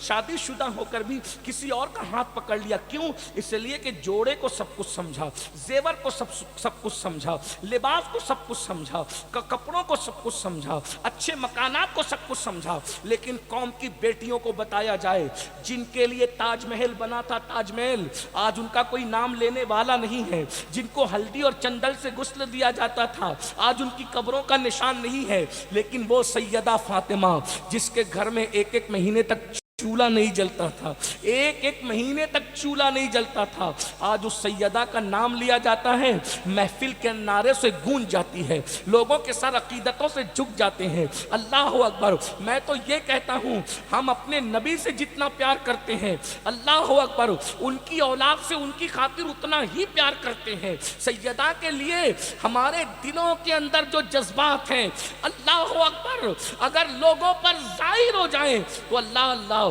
لوگ حیران ہو جائیں, لوگوں کے سینوں میں آگ لگے حسد کی کہ مسلمان اپنے نبی کی شہزادی سے اتنی محبت کرتے ہیں اور میرے نبی نے محبت کا حکم دیا. آقا فرماتے ہیں میں نے اپنی بیٹی کا نام فاطمہ اس لیے رکھا کہ فاطمہ پر بھی جہنم حرام ہے اور جو اس سے محبت کر لے اس پر بھی جہنم حرام کر دی جاتی ہے. یہ سیدہ کی شان ہے. لیکن سنو اور غور سے سنو, میری بہنوں سے کہتا ہوں مکانات کتنے بھی خوبصورت ہو ہمیشہ نہیں رہنا, دکانیں کتنی بھی اچھی ہو ہمیشہ نہیں رہنا, کپڑے کتنے بھی اچھے ہو ہمیشہ نہیں رہنا. سیدہ فاطمہ کے گھر میں ایک ایک مہینے چولہے نہیں جلتے تھے, لیکن اپنے ابا تک کو نہیں بتاتی تھی کہ بابا میرے گھر میں چولہا نہیں چلا. بابا کو نہیں بتا رہی, ساری دنیا وہاں مانگ رہی, بابا کو نہیں بتا رہی. یہاں تو بیٹیاں ایک ایک بات پہنچاتی ہے اور چٹنی مرچی لگا کر کے, نمک مرچ لگا کر کے پہنچاتی ہے, بڑا بڑا کر کے پہنچاتی ہے. بیٹیوں کو چاہیے سیریل دیکھ کر زندگی گزارنے کا طریقہ سیکھنے کی بجائے सैयदा फातिमा की सीरत पढ़ करके ज़िंदगी गुजारने का तरीका सीखो। तुम्हारी ज़िंदगी में एक नई बहार आएगी, एक नया हुस्न आएगा, एक नई खूबसूरती आएगी। एक दिन ऐसा हुआ कि सैयदा फातिमतुज़ ज़हरा के घर महीने भर चूल्हा नहीं जला। बाबा को तो नहीं बताया, लेकिन मौला अली को भी नहीं बताया। और न बताने की वजह जंग की मसरूफियात थी। मौला अली जंग की मसरूफियात में इतने उलझे हुए थे कि बाहर ही ज्यादातर वक्त गुजर रहा था, घर आते थे मुख्तसर रुकते थे, क्योंकि जंगों की मसरूफियात में मौला अली का बहुत बड़ा रोल होता था। आप सबको पता है। एक दिन मौला अली आए और आने के बाद कहने लगे सैयदा से, सैयदा भूख लगी है, घर में कुछ है? सैयदा का जवाब देखिए, बहने गौर से। आजकल आप कहते हो ना कि बेटियों के हाथ में मोबाइल है इसलिए बेटियां भाग रही, बेटियां फिल्में देख रही इसलिए भाग रही, बेटियों पे पहरे है फिर भी भाग रही है। याद रखना, पहरे एक नहीं 1 करोड़ बिठा दो, पहरों से कुछ नहीं होता। बांध के रखो, जेल में रखो, जंजीर में रखो, जो करना है वही करेंगे। बेटियों को बांध के रखने की जरूरत नहीं है, बेटियों को पहरे में रखने की जरूरत नहीं है, बेटियों के जहन और फिक्र की अच्छी तरबियत की जरूरत है। रसूलुल्लाह ने शहजादी की तरबियत क्या की है? जो सारी कायनात को संवारने के लिए आए, उस रसूल ने क्या अंदाज से अपनी बेटी की तरबियत की। जब मौलाए कायनात ने कहा सैयदा, 1 महीने के बाद मसरूफियत जब हल्की हो रही है तो कहते घर में कुछ है खाने के लिए, भूख लगी है, आधी रात के वक्त भूख लगी। सैयदा कहती है, जवाब सुने, ये नहीं कि कुछ नहीं है। सैयदा का जवाब था, मेरे सरताज, अल्लाह की रहमत है अपने घर में, और अल्लाह की रहमत से, तवज्जो, शिकवा नहीं है, इसमें भी शुक्र है, अल्लाह की रहमत से 1 महीना हो गया अपने घर में चूल्हा नहीं जला। अल्लाह की रहमत से मैंने हर रात पानी पी करके गुजारा किया है, और हसनैन को समझा बुझा कर कभी पानी पिलाया, कभी बकरी का दूध पिलाया, और शहजादों को इस तरीके से सुलाया है। 1 महीने से घर में चूल्हा नहीं जला। मौला अली ने फरमाया, तुमने मुझे बताया क्यों नहीं? फातिमा तुम मुझे बता तो देती। अर्ज़ करती है, मेरे सरताज, आप जंग की मसरूफियतों में परेशान थे ना, तो मैं आपको दुख कैसे देती, आपको मज़ीद परेशान कैसे करती। यानी एक टेंशन में मुब्तला है शौहर, तो मैं दूसरा टेंशन कैसे देती। बस आपके जहन पर कोई दबाव ना पड़े, इसलिए मैंने आपसे जिक्र नहीं किया। अब आज आप बैठ करके बात कर रहे हैं तो मैं कह रही हूँ कि महीने घर से अपने घर में चूल्हा नहीं जला, अल्लाह की रहमत से। मौला अली कहते, अच्छा तुमने महीने भर से कुछ भी नहीं खाया? जी मैंने कुछ भी नहीं खाया। 1 महीना किसे? ये इमाम हुसैन की अम्मी है। हुसैन ऐसे ही पैदा नहीं होते, फातिमा जैसी माँ होती है ना, और फिर फातिमा यूं ही नहीं पैदा होती, सैयदुल अंबिया जैसा बाबा होता है ना, और खदीजा जैसी माँ होती है ना, तब सैयदा फातिमा जन्म लेती है। 1 महीने से तुमने कुछ भी नहीं खाया? जी मैंने कुछ भी नहीं खाया, मैंने सिर्फ पानी पे गुजारा किया। रुको मैं इंतजाम करता। आधी रात हो गई, अब मौला अली इंतजाम के लिए निकले। गौर से सुनना, अली ये मुर्तजा की गैरत। 1 महीने से बीवी ने कुछ नहीं खाया है, अली व मुर्तज़ा इंतज़ाम के लिए निकले, और इंतज़ाम के लिए निकले तो किसी से कर्जा नहीं मांग रहे हैं। मार्केट में आए कि कोई काम होगा ना तो ज़रा काम कर लो। इत्तेफाक से एक काफिला आया हुआ था और वो अपना सामान उतारने के लिए किसी को ढूंढ रहा था। तो मौला अली आए, अजनबी लोग थे, उन्होंने मौला अली को पहचाना नहीं, कहा ये सामान उतारने के लिए किसी को ढूंढ रहे आप लोग। कहा हाँ कोई सामान उतारने वाला चाहिए, मैं उतार दूँ, कितना दोगे? कहा जवान अगर तो हमारा सारा सामान उतार देगा तो तुझे हम 2 दिरहम देंगे। मौला अली जिसके लिए खैबर उखाड़ के फेंकना मामूली काम था, वो सामान उतारना क्या मुश्किल था, फौरन फटाफट सामान उतार दिया। कहा अच्छा मैं चलता हूँ, तो उन्होंने 2 दिरहम दिया। महीने भर से घर में चूल्हा नहीं जला है और अब 2 दिरहम मिले हैं। 1 दिरहम मौला अली ने सदका कर दिया। ایسے ہوتے ہیں محمد کے گھرانے والے. دیکھ رہے ہیں 2 درہم ملے تو اس میں سے 1 درہم صدقہ کر دیا اور 1 درہم کا کچھ آٹا لیا, کچھ پنیر لیا اور اس کے بعد کچھ گھی لیا اور گھر پہنچے. کہا لو اس کی روٹی بناؤ, کھانا بناؤ. خدا کی شان, اتنا آٹا تھا کہ اس میں 3 روٹیاں بنی. ایک شوہر کو دے دیا, ایک سے آدھی آدھی کر کے دونوں شہزادوں کو کھلا دیا اور ایک اپنی کنیز فضہ کو دے دیا اور خود پانی پیا. یہ سیدہ کائنات ہے.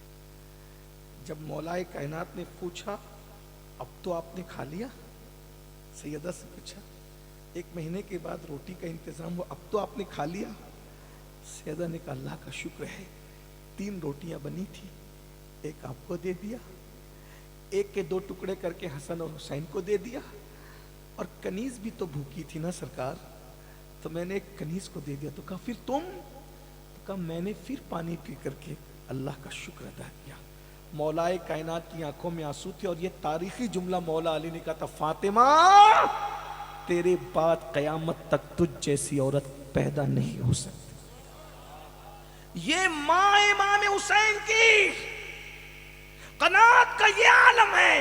اور جہاں تک کہ شان کی بات ہے تو شان کا عالم یہ ہے کہ اللہ اکبر. شان کیا ہے؟ سنو شان صرف ایک جملے میں. شان سنو کہ جنت میں ایک دن ایسا ہوگا, جنت میں ایک دن ایسا ہوگا کہ لوگوں کو لگے گا کہ سورج نکلا. حالانکہ جنت میں سورج نہیں ہوگا, جنت میں چاند نہیں ہوگا, جنت میں سورج نہیں ہوگا, لیکن لوگوں کو لگے گا کہ آج سورج نکلا. جنت میں چاند اس لیے نہیں ہوگا کہ لوگوں کے چہرے خود 14ویں رات کے چاند سے زیادہ چمکدار ہوں گے, سورج سے زیادہ روشنی وہاں پہلے سے ہوگی, لیکن لوگوں کو ایسا لگے گا کہ آج جنت میں سورج نکلا, اس کی کرنوں کی وجہ سے جنت کا حسن بڑھ گیا. تو لوگ فرشتوں سے پوچھیں گے, فرشتوں جنت میں سورج تو نہیں ہے, یہ سورج نکلا کہاں سے کہ جنت کی روشنی اور بڑھ گئی؟ تو فرشتے کہیں گے کوئی سورج نہیں نکلا, آج علی اور فاطمہ جنت کے جھولے پہ بیٹھ کے جھولا جھول رہے تھے, دونوں نے مسکرایا تو ان کے دانتوں سے ایسی روشنی نکلی جس سے جنت کا حسن اور بڑھ گیا.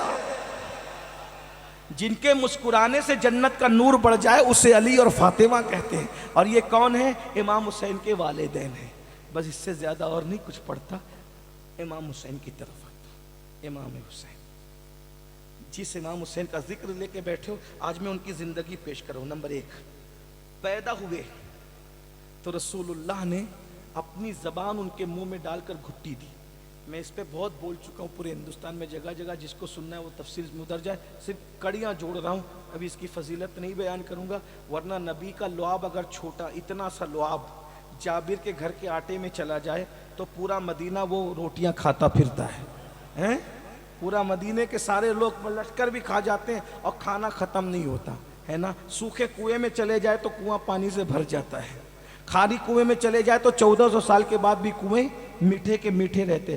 نکال کر ڈالو تو یہ کرم ہے, اگر نبی جس کو پوری زبان منہ میں ڈال کر کے چسا دے تو پھر اس پر کتنا کرم ہوگا. امام حسین کے اندر بھرا کیا تھا؟ میرے نبی نے زبان چسائی. پھر اس کے بعد پوری زندگی میرے آقا علیہ السلام نے بہت پیار کی. بچوں کی پیشانی چومی جاتی ہے, میرے آقا امام حسین کا گلا چومتے تھے کبھی کبھی. تو سیدہ نے پوچھا بابا آپ حسین کا گلا کیوں چومتے ہیں, بچوں کے گلے تو نہیں چومے جاتے؟ آقا فرماتے فاطمہ جب یاد آتا ہے نا کہ دین بچانے کے لیے اس گلے پر تلوار چلے گی, یہ گلا کاٹا جائے گا, تو اس گلے پر پیار آتا ہے اور میں اس کا گلا چومتا ہوں, میرے لال کو شہید کر دیا جائے گا. امام علی مقام کی عمر صرف 7 سال کی تھی تب رسول اللہ کا وصال ہو گیا. 7 ساڑھے 7 سال کی عمر تھی کہ ان کی امی سیدہ فاطمہ کا وصال ہو گیا. آپ نے پوری جوانی اور شباب جو گزارا اپنے والد کے ساتھ. مولا علی کے خاص شاگردوں میں امام حسین بہت علم تھا. امام حسین کی علمی صلاحیت گم ہو گئی ہے, ہم نے اس پہ توجہ نہ دی, لیکن آپ کو پتہ ہونا چاہیے امام علی مقام نے اتنا علمی سرمایہ چھوڑا کہ لوگوں نے امام حسین کے نام سے پوری تفسیر اور امام حسین کے نام سے حدیثوں کی کتابیں جمع کی ہیں. آپ کیا سمجھتے ہیں؟ اتنا سمجھ لیں, اشارہ دے رہا ہوں, امام حسین کے شاگرد امام زین العابدین, امام زین العابدین کے شاگرد ہے امام ابن شہاب زہری, اور شہاب زہری کے شاگردوں کے شاگرد امام بخاری. اب بتاؤ جب پوتے شاگرد و بخاری کے علم حدیث کا یہ عالم ہے تو زہری کے علم کا عالم کیا ہوگا؟ اور زہری ایسا ہے تو امام زین العابدین کا علم کیسا ہوگا؟ اور جس نے زین العابدین کو عالم بنایا وہ امام حسین کے علم کا عالم کیا ہوگا؟ اتنے بڑے عالم تھے، لیکن ہم لوگ چونکہ اس طرف جاتے نہیں، ہمیں جانا چاہیے۔ امام حسین نے پوری جوانی پھر جنگوں میں شریک ہوئے، بہت جنگیں لڑی، بہت بہادر تھے امام حسین۔ میں نے کہا نا، اشارے دیتے جا رہا ہوں، کبھی امام حسین کی بہادری کا تذکرہ آپ کے سامنے آئے، کسی عالم سے کہنا وہ بتائیں گے، یا کبھی مجھے یاد دلائیے گا تو میں امام حسین کی جوانی آپ کے سامنے رکھوں گا۔ بہت بہادر تھے، جب تلوار چلاتے تھے تو اپنے بابا کی خیبر کی یاد تازہ کر دیتے تھے، جب تلوار چلاتے تھے تو حنین کی یاد تازہ کر دیتے تھے امام حسین۔ اور کربلا میں خود آپ دیکھ لیں، علامہ سید نعیم الدین مراد آبادی نے جو ہے وہ سوانح کربلا کے اندر جو آخری جنگ کا منظر لکھا ہے، آپ اس کو ایک مرتبہ پڑھ لیں تو پتہ چلے گا۔ 3 دن کے پیاسے دوپہر تک 72 سے زیادہ لاشیں اٹھائی، پھر بھی یزیدی جو ہے امام حسین کو میدان میں شہید نہیں کر سکے۔ امام نے جب تک سجدہ نہیں کیا وہ امام کو شہید کرنے کی ہمت نہیں کر سکے۔ یہ امام حسین کی بہادری کا عالم ہے۔ امام حسین کو آپ سمجھتے کیا ہو؟ ہمیں معرفت ہی نہیں۔ کسی کہنے والے نے کہا تھا، انسان کو بیدار تو ہو لینے دو، ہر قوم پکارے گی ہمارے ہے حسین۔ تو بہرحال اب میں امام حسین